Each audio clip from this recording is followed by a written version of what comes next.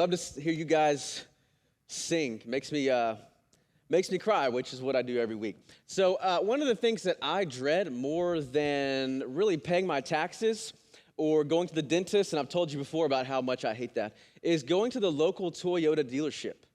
I don't know if you've been there, but their address is right down the street from Hades. I mean, I don't understand there are two reasons why I don't like going there. One is the people there. I mean, if you work there, what do y'all do? I mean, if you work there, man, with them, for them, I'm sure it's me, not about you. The problem's with me. But there are two reasons that I find that if I have to go there, I just have to pray and fast the night before. The first one is because the people that are there. So I told you a couple of weeks ago that I got distracted one morning taking our middle child to daycare, and at a red light, was checking some text, whatever, and so took a turn too sharp and blew out a tire. So for about a mile, we just went on no 3 tires and a wheel or whatever it's called. And so we get to daycare, and the tire's completely blown out, huge holes, just flapping. So call a tow truck. Jacqueline comes to get me, and I have to go meet the tow truck at, you guessed it, the Toyota dealership. So on the way there, I'm already just like nervous because nothing is ever cheap there. Even the drinks are like $4. So you go over there, and I'm like, man, what in the world are you... They're going to tell me that all this stuff's wrong. It's an old car. I'm stressed. I'm frustrated. My day is totally derailed. So we show up to the dealership, and they show me kind of where they parked the car. And so I check out the gaping hole one last time, and then I head into the dealership and just trying to find some help. And the first guy I walk up to, he's dialed into his little computer. Looks like he would rather be anywhere else. You ever seen those people? Like, I hate every second of my job. So I just kind of stand there because I'm not sure what the protocol is, but I stand there, and he doesn't even acknowledge he's going to do this thing. I stand there, and so I kind of inch a little bit closer and lean in a little bit, still nothing. So finally I do that. I just hate doing this. So I was like, and he finally looks up, like, hey, sir, man, you know what? My van was towed here. We got a flat tire, and I'm just looking for some help. Can you help me figure out how to get this fixed and put this in motion? And it was as if he couldn't even be bothered to talk to me because he just said blah, blah, blah, customer service, blah, blah, blah.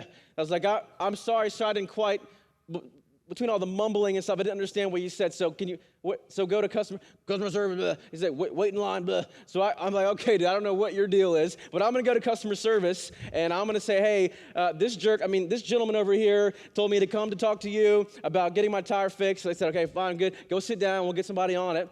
So I get some coffee there and go sit down, and that's about 8:30. Well, another hour passes, and another hour passes, and another hour passes, and nobody has said anything. I mean, I've blown through like 6 cups of coffee. I've done all the work I know how to do, and I'm like, all right, I got to pick up my kid at 3. We're talking about a tire here. I mean, if I knew anything about cars, I'd done it in 30 minutes. A tire, 3 hours. So I go up to the desk and say, hey, I'm so sorry. Can you tell me what the update is on my car? I got to go get my kid at 3, and it's 11, and so I just want an update. And she kind of, and she gets this like confused look on her face. And then her whole face kind of drops, and she's like, I'm so sorry, sir. There's been some mix-up, and nobody's actually put you in the system. And I was like, what? Say that again? Because I thought you said that nobody's put me in the system. So yeah, we don't have you in here. So we're going to push you in right now and get somebody on it. And so, I mean, I'm just trying to be godly, I'm like, okay, yes, no problem. But inside, I'm like, are you serious? I mean, we've been here 3 hours, and you've done nothing? What? So I go back to sit down, and they put somebody on. He comes and says, hey, we're going to make it happen. Here's what it's going to cost $1 million, whatever. So I do it. And so then another hour passes, and another hour passes, and we're pushing 2 o'clock here. And I'm thinking, guys, what in the world? And the way they have it set up is you can't see them work on your car, which is on purpose, I think. So you can't see them work on your car. It's behind some secret door or whatever. So I'm just pacing the floor, just watching the clock, got a huge bill in my hand, and I'm the whole time I'm thinking, what is going on in there? I mean, is anybody working on anything?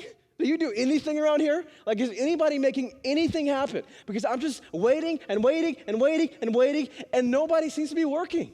I mean, I want to believe that you're working. I mean, I want to trust that you're doing stuff, But I'm 6 hours in, and all I've got is a bill. There's been no work done. Is anybody working while I'm waiting here? And as I was sitting there trying to get my blood pressure down, I was reminded about this story in Ruth chapter 2 where she asks a similar question.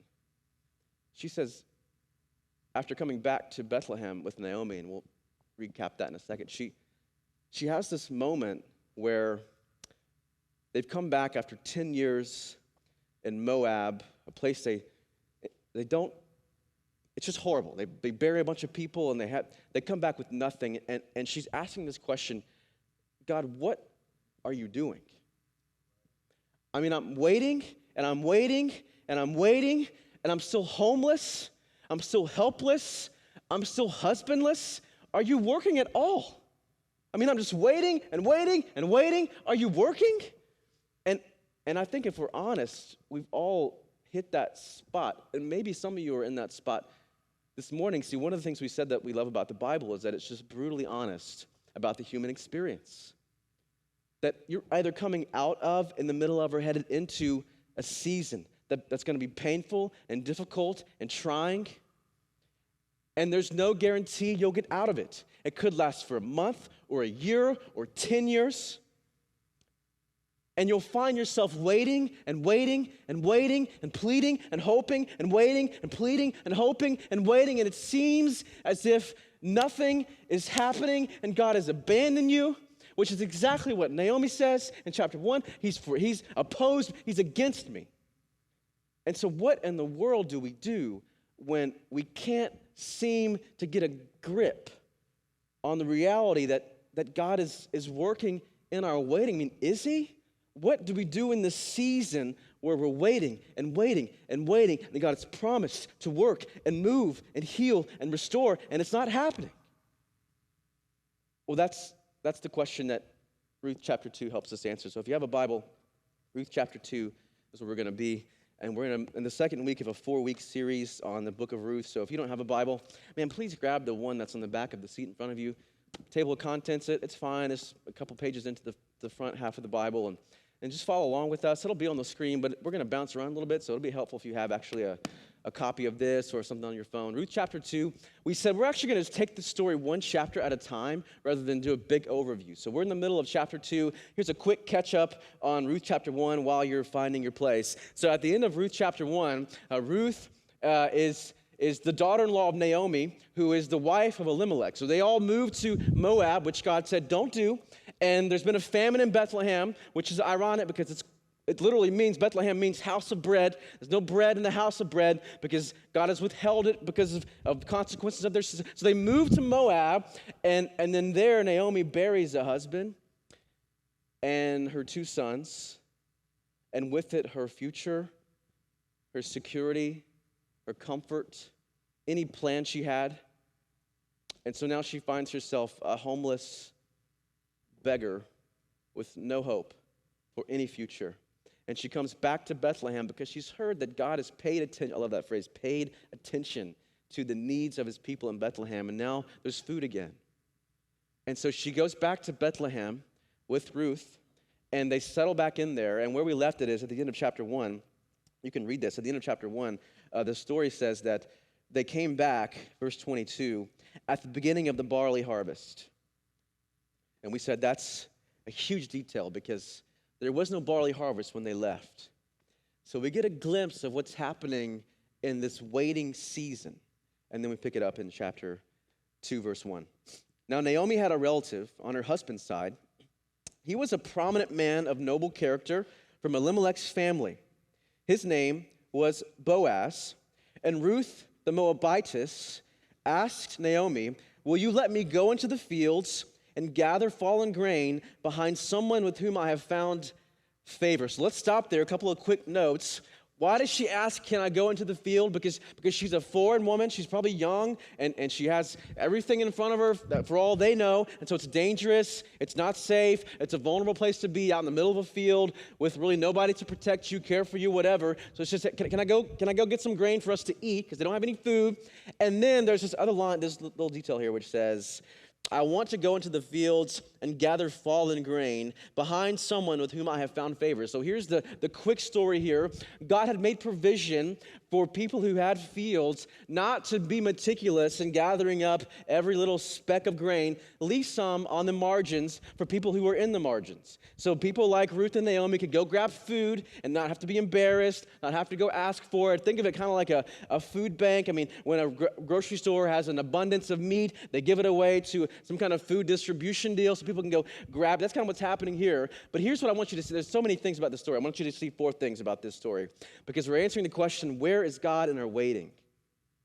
Like, how do we know that God is working in our waiting? And we're going to answer that story, but I'm going to show you 4 things about this story that helps us answer that question. Here's the first one. This is a story about a helpless outcast.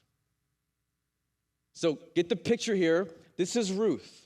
And the author, we already know this, but he tells us again, she's a Moabitess in chapter 2. So let's kind of zoom out for a second. There's several things stacked against Ruth that make her helpless. One is she's a widow.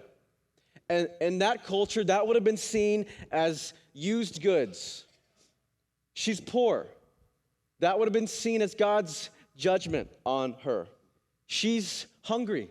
That's where the story leaves off. Yeah, they come back into the barley harvest, but we don't know that they've eaten anything. For all we know, they show up without food and without family, and that's the last part here. She's a Moabite. Now, we said last week, being a Moabite is not something to be proud of because the very family is birthed back in Genesis 19 out of incest and sexual perversion, and they're the kind of the people at the party, at the family reunion you don't want to get too mingled up with. That's the side of the family. We don't share their Facebook posts. We don't like them. And so she shows up in Bethlehem as a Moabitess, which would have mean immediately she's subjected to hate and ridicule and mockery, maybe even abuse, and maybe even murder. So she's helpless and she's an outcast. In fact, the author goes out of his way 5 times, and we'll see it, just to point out Moabitess, Moabitess, Moabitess, Moabitess. Don't you forget, she's an outcast. She doesn't belong here. And she's helpless. She got nothing. She and Naomi are starving to the point that she is willing to risk her own safety and life to go gather grain. So we got a story about a helpless outcast. And if you were to kind of look up the definition of outcast in this culture, you just see a big fat picture of a Moabite. They don't belong here. They're outcasts, and she's helpless. But then we get this second detail. Let's read this story back in verse 3. This reads like a sappy rom-com if you're hearing it for the first time. You'll see why. Chapter 2, verse 3. Naomi said, "Hey, go ahead, my daughter. Go gather the grain." Verse 3, so Ruth left and entered the field to gather grain behind the harvesters. She happened, underline that word, that phrase, she happened to be in the portion of the field belonging to who? Well, to Boaz. Why does that matter? Because he was from Elimelech's family, and you'll see why that matters later. So it just so happened, as chance would have it, she shows up into a random field for all she knows. But it's Boaz's field. And then hear this. But later, behold, verse 4, here comes Boaz. What do you know? He arrives from Bethlehem. And he says to his crew, "Hey, guys, the Lord be with you." And they say, "Man, bless you." And in verse 5, he asks his servants, hey, come here. Whose young woman is this? So notice, he didn't ask who she is. He asks whose she is. Whose family does she belong to? Whose clan is she a part of? Who is she married to, or who was she married to? She's helpless, outcast, no identity. And the servant answered, she's the young Moabite woman who returned from Naomi from the territory of Moab. She asked us, "Hey, will you let me gather fallen grain among the bundles behind the harvesters?" And she came and has been on her feet since early morning, except that she rested a little while in the shelter. So this is a story of a helpless outcast, but it's also the story of a planned coincidence. So think about this. How can a coincidence be planned? We got to see this story from two separate levels here. One, you got Ruth, who's on the ground. All she knows is, I'm hungry, we're starving, I'm heading to a field, don't care which field it is, don't know anybody here, just some field to gather some grain. But then we also see from above, oh, it's not just anybody's field. No, it's Boaz's field. Now, Boaz has some family connections. That's going to be important. So there's a sense in which it's just a coincidence that she ends up in Boaz's field, but there are no coincidences in the economy of God. So what's so funny about the story is as you read it, it reads like, the language here is basically like this chick flick or rom-com. As I thought about it, it literally is the plot of every Hallmark movie you've ever seen. Because this little phrase, she happened to be, can be like, as chance chanced, or as luck would have it, or it just so happened. So think about every Hallmark movie you've ever seen. Is it not this? It just so happened that this young, attractive, middle-class woman runs her parents' bakery in the middle of backtown nowhere. And it just so happens that young, rich son runs his father's estate and shows up, and he wants to turn it to a gigantic resort and raise it to the ground. And it just so happens that they bump into each other at the local coffee shop, and it just so happens that she hates him and he hates her, but they really love each other. And it just so happens that they find a way just as he's about to get into the taxi to go home, it just so happens he changes his mind, and there's a crisis, and it just so happens that they get married and stay together, and just so happens that the bakery turns into, it's like, I find myself getting enraged at that kind of stuff. And I look at my wife thinking, man, what in the world? And she's like bawling with a blanket on her. Like, Mom, what is this? It's ridiculous. This never happens. And that's the point. This is not a coincidence at all. This is the sovereign hand of the Lord weaving together a story that no one ever could have written otherwise. And the takeaway here is that there are no accidents in your life. There is no detail that God Almighty isn't in complete control of. So when you get that call and it's cancer and it's aggressive, there are no coincidences. When you sit in front of your boss and he says, we're letting you go, you've got kids at home and a mortgage to pay, there are no coincidences. When you find yourself pressed and crushed by the sheer weight of existence, as hard as it might be to get your heart around it, as Ruth is literally fighting for survival here, we're reminded that God is in control of every detail, and that means he's in control of even the most painful, traumatic, horrific things that you and I have ever been through. And you need that because you'll find yourself when you're in the thick of it, you can't get your eyes up. All you see is loss and hurt and pain. And how in the world can God be faithful and working in my waiting here? No coincidences. This is a planned coincidence between a helpless outcast and then this third piece we're going to get here in a second. So let's read a big chunk of text here. Pick it up in verse 8.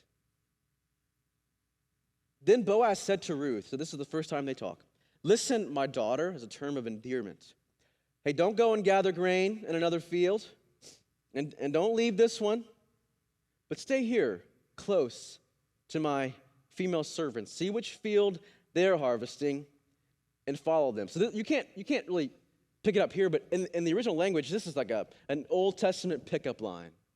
He's like, hey, girl, you don't need another field. I got all you need right here. I mean, I've been known to use a pickup line or two. Hey, girl, heard Jesus called you. You mind if I call you? Hey, baby, I was reading the book of Numbers and realized I didn't have your number. My favorite one is, hey, did it hurt when you fell from heaven? Did that hurt? So they've never worked for me. Somehow, by the grace of God, I'm married. I don't know. I don't understand it. But he uses this pickup line, and it works. Look what happens in verse 10. She fell face down, bowed to the ground, and said to him, why have I found favor with you, so that you notice me, although I'm a foreigner?"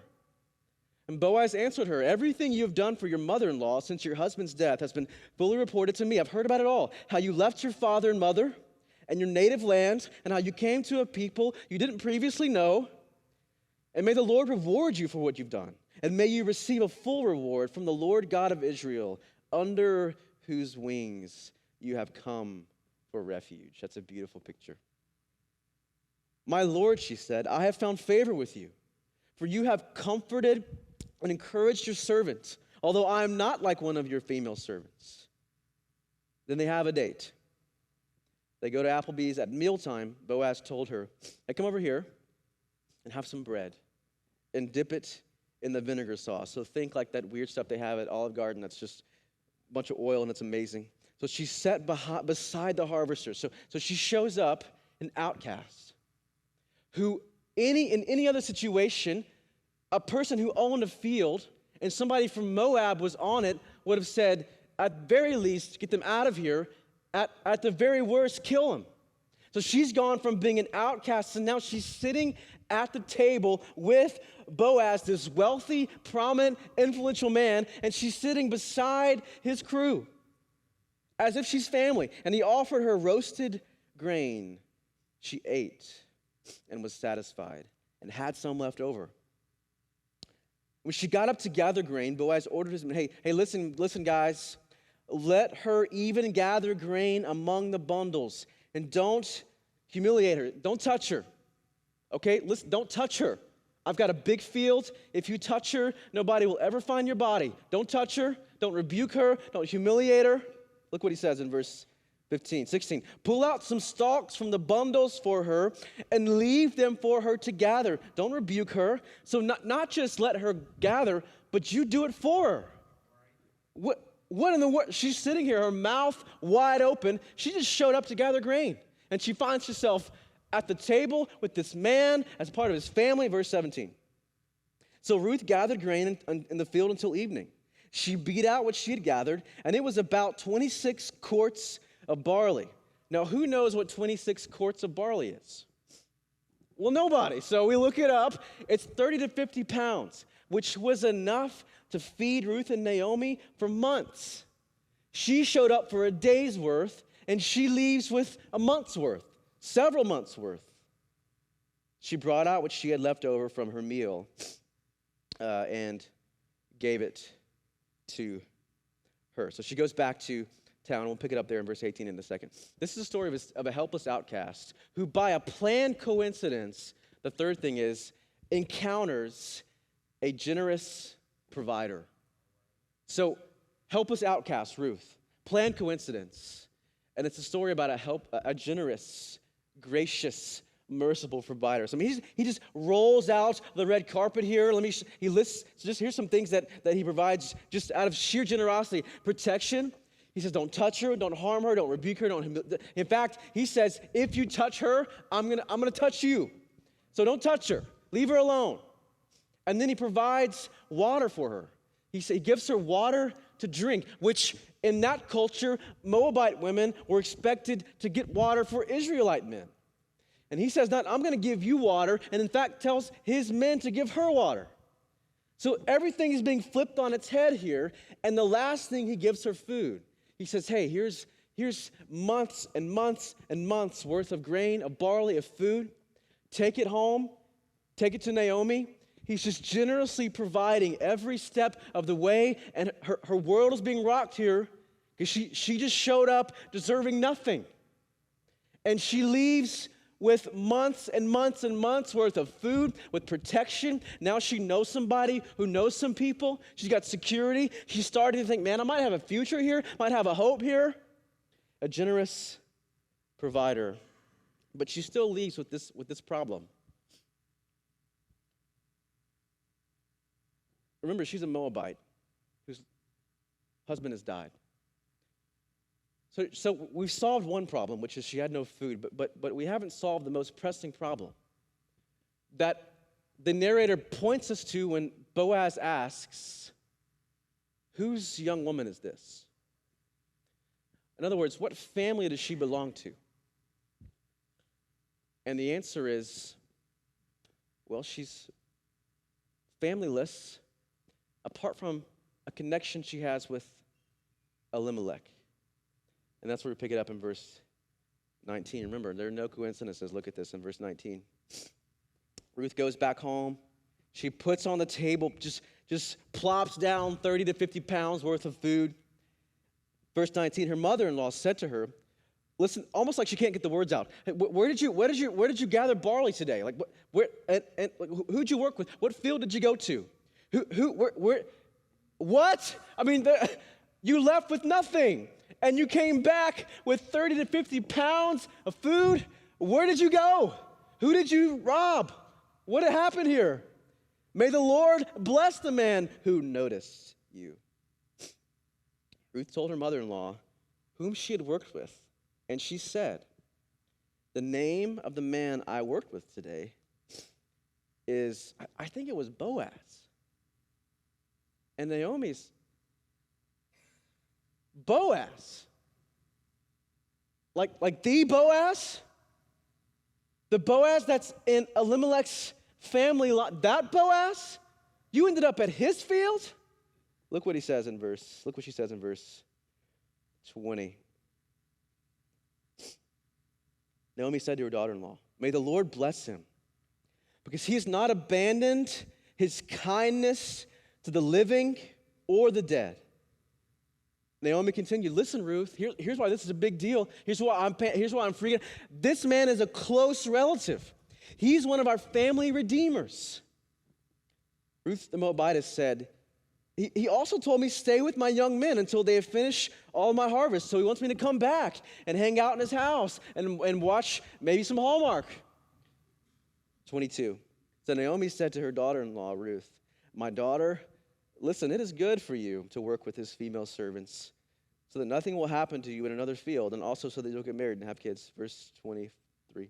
Ruth stayed close to Boaz's family servants and gathered grain until the barley and the wheat harvest were finished. That's about 8 weeks' time, March through May. And this is the most anticlimactic sentence, way to end a story ever. She goes back to Boaz's house, gleans some more, stays there about 8 weeks, and then what does it say? And she lived with her mother-in-law. What? Why would she do that? She had in front of her every opportunity to make a new future, a new path, and she stays with her mother-in-law. I mean, that's just all kinds of reasons why that's weird. Here's the fourth thing we see about this story. It's a story of a helpless outcast who, through a planned coincidence, meets a generous provider who is also a potential redeemer. So keep in mind, notice this word here back in verse 20. This man is one of our family redeemers, or you might have kinsman redeemers. Now, what in the world is a kinsman redeemer? Here's one way to think about it. We used to go to the beach when I was a kid, and we would go to Panama City Beach. That was back before it's raunchy, and so we'd go to Panama City Beach, and so we would always pick one night every vacation to go to the arcade. Love the arcade. I don't now because it's like $400 to play anything. But back then, arcade night was we'd go go-karts and dinner, go to Lambert, something like that, and find a cool place to eat and go hit up some arcades. So here's how the arcades worked at our house. If arcade night is going to be a success, three things have to happen. Okay, one, your parents have to have the resolve. They got to want to do it, and they have to have the resources, the money to do it. That's where we kind of get off the rails now because, goodness sakes, have you been into an arcade lately? The resolve and the resources, and then once you get past that hurdle, what do kids do? They walk in and they see the biggest, most gargantuan thing that costs 40 million tickets. I want that one. Okay, but that's going to cost like $6,000, so we're probably not going to get that one. But if you're going to get that one, you got to have the right amount of tickets. So you got to have parents who have the resources and the resolve, and you got to show up with the right stuff. Now, that's just a quick picture of what this Redeemer idea is here in the text. See, back in this culture, in Leviticus and Deuteronomy, God had made a way for particularly women who had no family and had no money, whose land was about to be bought up by somebody else, and who needed an heir to carry on the family line, to step in and buy back the land, and to step in and father a child, an heir through which the line could continue. But in order for that to happen, you had to have somebody who had the right to do this. He had to be a relative, somebody who had the resources, the money, and the resolve, who had the will to do it.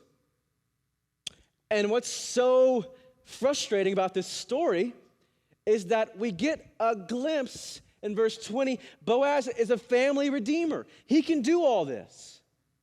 But where does the story end? With Ruth back on her mother-in-law's couch. So yeah, he's a redeemer, but he's a potential redeemer. And so if you're watching this on your TV, we get the most annoying message in all of history: to be continued. Because we don't know what happens next. I mean, the episode ends with Ruth at Naomi's house. Well, I thought she was going to be at Boaz's house, and they were going to get married and have kids and have a new... That's where it seemed like it was headed, and we're going to get hit with a to be continued.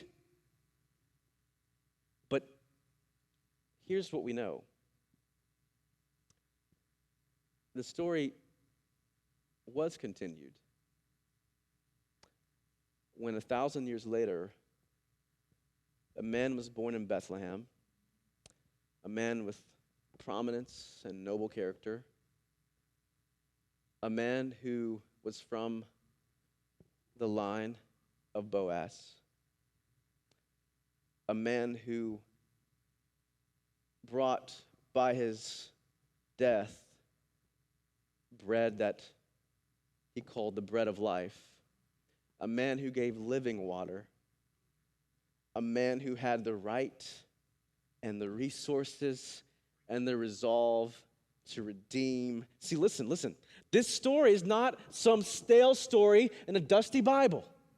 This story is your story, and it's my story.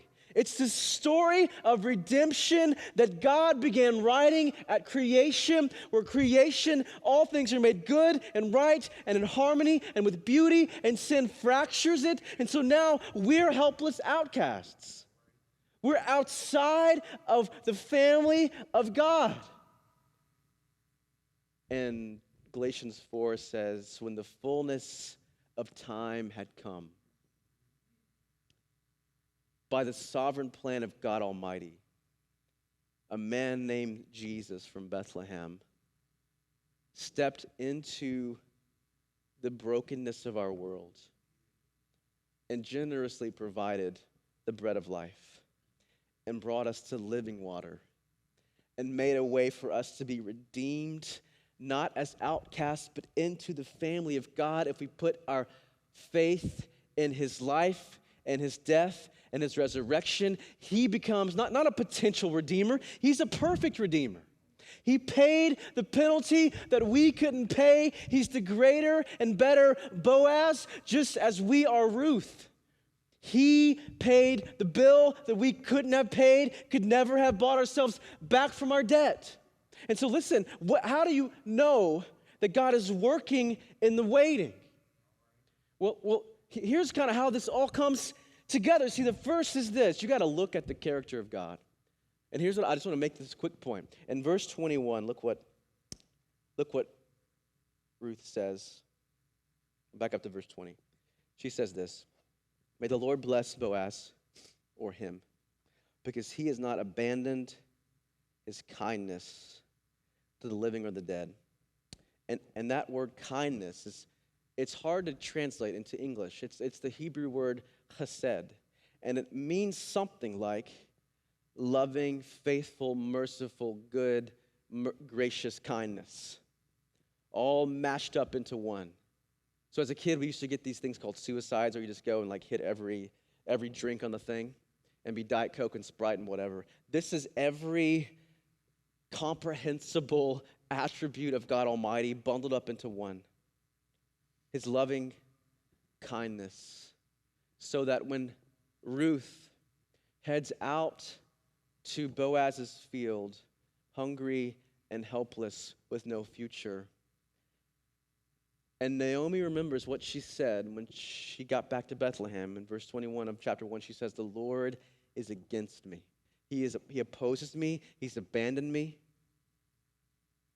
Just imagine what Naomi feels when she sees Ruth staggering under the weight of 50 pounds of food, and she throws it on the table in front of her. If you just use your imagination, you have to think she remembers what she said just a chapter ago. The Lord is not faithful. He's abandoned me. He's left me. He's opposed me. And in that moment, she's reminded, no, He's not abandoned His kindness to you. Sometimes you have to wait while He's working. And you know that. Some of you have been in that season where, like Naomi, you think the Lord has abandoned me, He's left me, He's dragged me out here to die, He's not working at all. And then here comes Ruth with a shoulder full of grain. So how do you know that God is working in the waiting? You've got to remember His character. But more than that, I think you've got to look to the cross.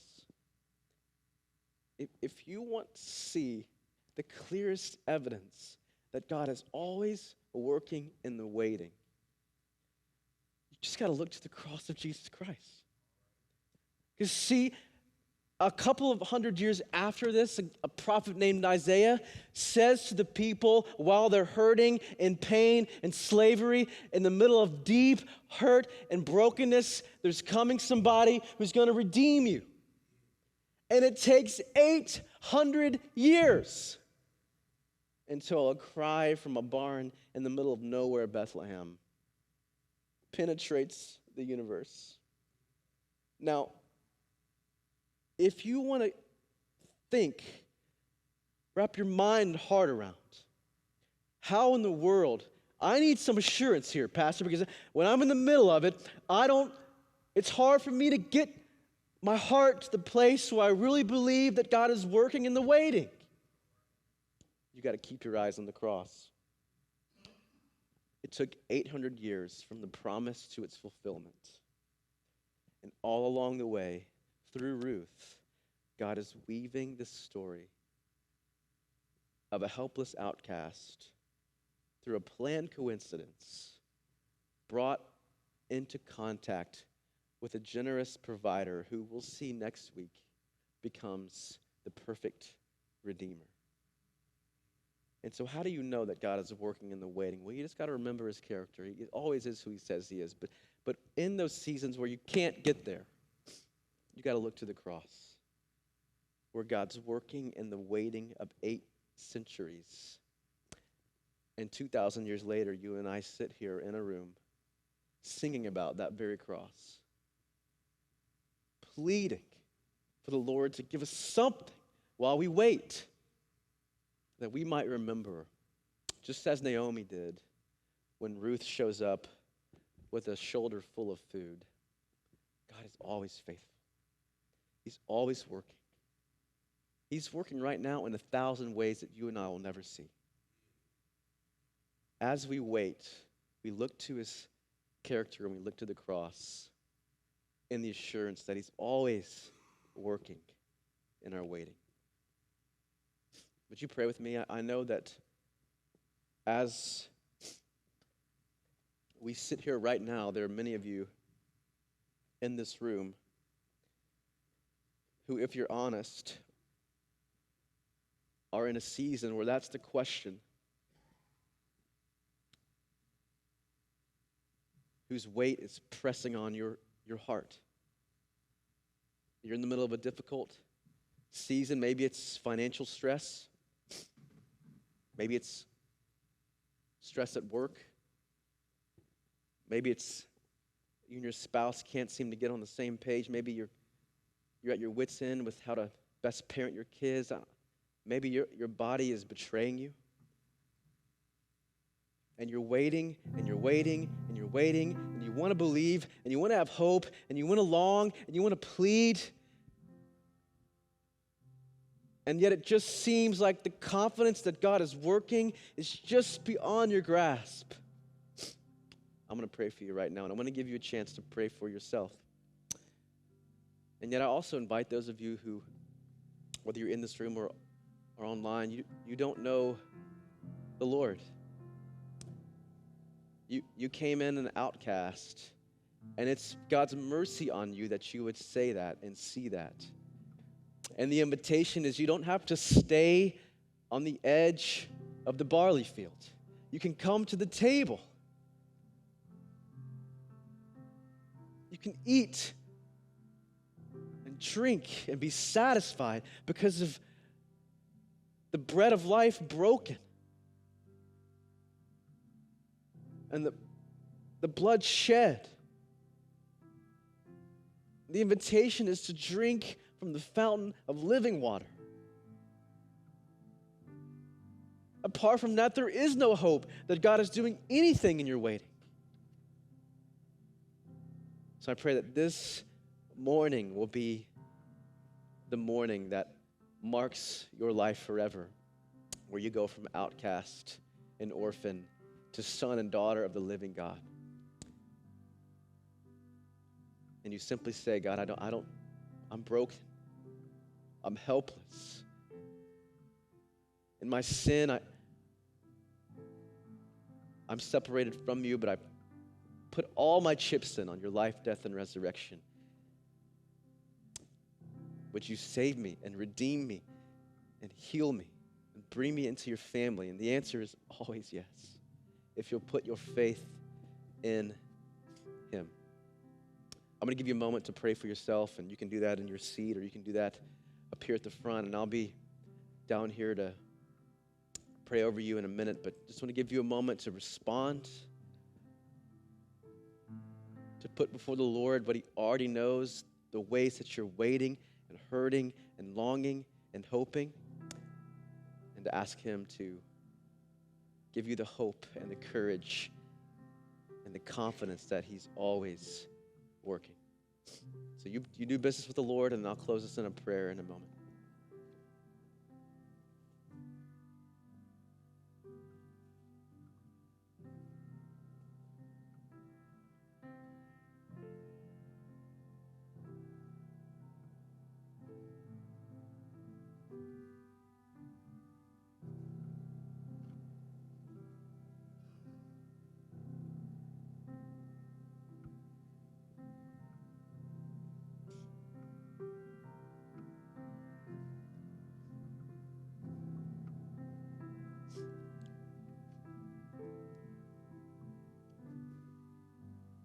Father, you know the ways that we're struggling and the ways that we're hurting, and